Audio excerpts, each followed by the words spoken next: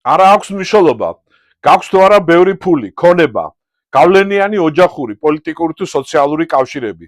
როდესაც ხარ მოსავლის მშობელი, უმთავრესი ამოცანაა შვილი მოემზადოს მომავლისთვის, ისე რომ საკუთარი წარმატებული კარიერა და საზოგადოებაში ღირსეული ადგილის დამკვიდრება უზრუნველყოს საკუთარი ნიჭის, უნარების, დამსახურებისა და მიღწევების ხარჯზე.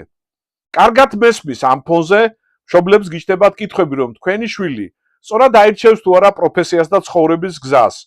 იქნება თუ არა კონკურენტუნარიანი გრძელვადიან პერსპექტივაში.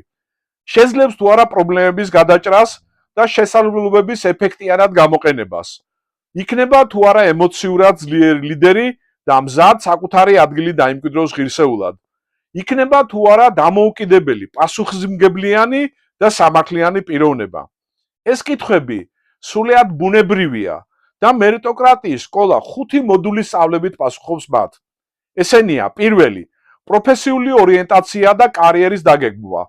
მეორე, კონკურენტუნარიანობა შრომის ბაზარზე.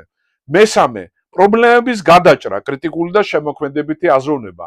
მეოთხე, ლიდერობა, ემოციური ინტელექტი და ოპტიმალური თვითდამკვიდრება.